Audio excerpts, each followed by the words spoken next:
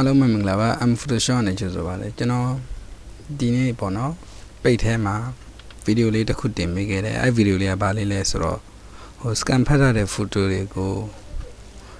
Photoshop them a PDF lolo yala so piroma made make it upon or brother yoga made a kumanema. Photoshop CS2 CS3 ma automate pala made her. Or Photoshop CS2 or CS3 ma automate power okay. Original man, Taga CS2 ba. The video finally located a giant hobono. Akuno by Tone to the CS3 log at a tome, CS2 log the Chamatomura sheet at the Pono.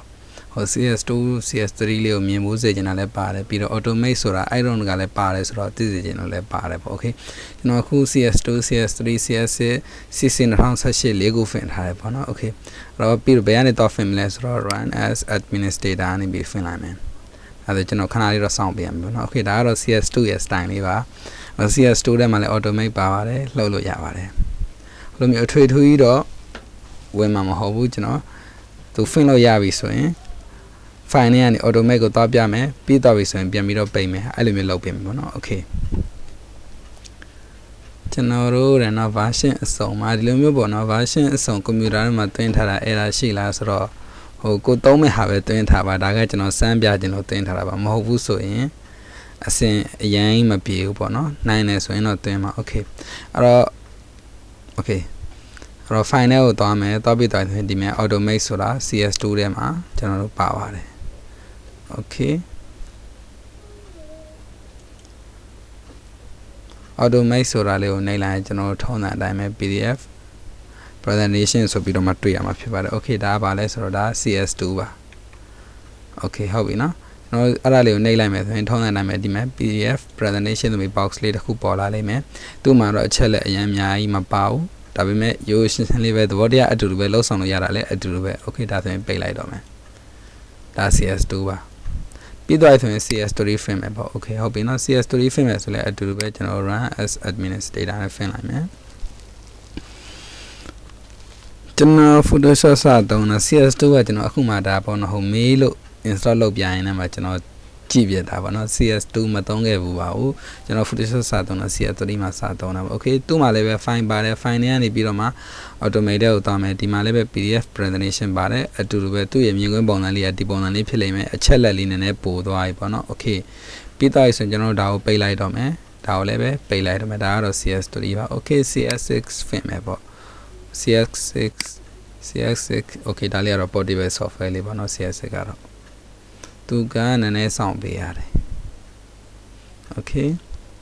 ကျွန်တော်တို့တဲ့အဆင်ပြေပါတယ်ပေါ့နော်ဘယ် software ထဲမှာဖြစ်သူ CS2 ကနေစပြီးတော့ automate ပါတယ်ဆိုတော့တဲ့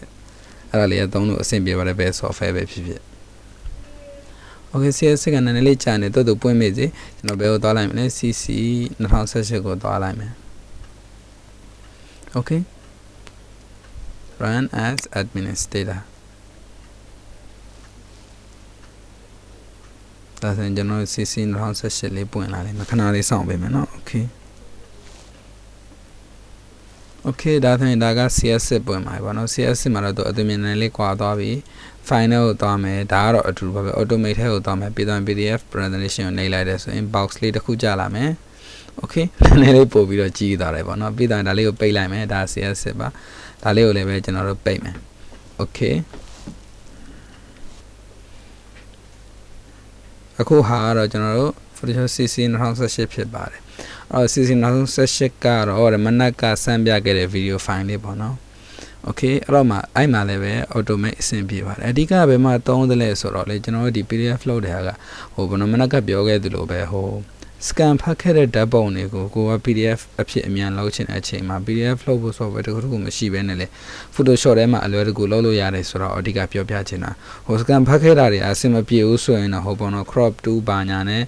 အဆင်ပြေတယ်လို့ perspective crop 2ပါညာနဲ့အဆင်ပြေအောင်ညှိပြီးတော့မှအလင်းမောင်းချိန်တာတွေတခုတခြားပြင်ဆင်ချက်တွေလုပ်ပြီးတော့မှအရင်တန့်အောင်လုပ်အောင်မယ်ပေါ့နော်ပြီးတော့ဆိုရင် file လေးတွေအကုန်လုံးသွားပြီးတော့မှ save လိုက် save ပြီးသွားပြီဆိုတော့မှကျွန်တော်တို့အဲ့ဒါလေးကို PDF အဖြစ်နဲ့လုပ်ပေါ့နော် okay အဲ့တော့ဟိုပေါ့နော်ပိတ်ထဲမှာဗီဒီယိုလေးတစ်ခုတင်ပေးခဲ့တယ်ဗာလဲဆိုတော့ဟ ဟိုဓာတ်ပုံတွေအများကြီးကိုဘယ်လိုမျိုးတစ်ခါလဲ save လဲဆိုတော့အဲ့နီလေးနဲ့ save တယ်ဆိုရင်ကို scan ဖတ်ထားတဲ့ဓာတ်ပုံတွေကအရင်များနည်းနေဘာမှ error မရှိပါဘူးအချိန်ခဏလေးနဲ့ပြီးပါတယ် okay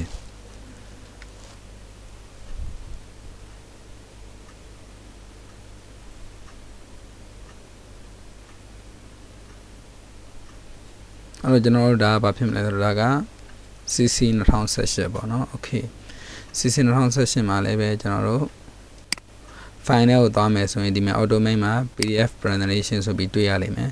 file ပုံစံကတော့ဒီပုံစံလေးဖြစ်သွားပြီ okay အရင်တော့မကွာပါဘူးသဘောတရားနည်းနည်းလေးကွာသွားပဲရှိတဲ့သုံးလို့ရတယ်အဲ့ဆိုရင်ကျွန်တော်ဒီနေ့ပြောပြခဲ့တဲ့ဟာလေးတွေကအကျိုးရှိမယ်လို့မျှော်လင့်ပါတယ်ဟုတ်ပေါ့နော် CS2 တော့ကစားပြီးတော့ဒီ PDF presentation လေးလုပ်လို့ရခဲ့တယ်ဆိုတော့သိရတယ်ပေါ့နော်အဲ့တော့အကျိုးတုံးတရားရှိမယ်လို့မျှော်လင့်ပါတယ်အားလုံးပဲ thank you ပါ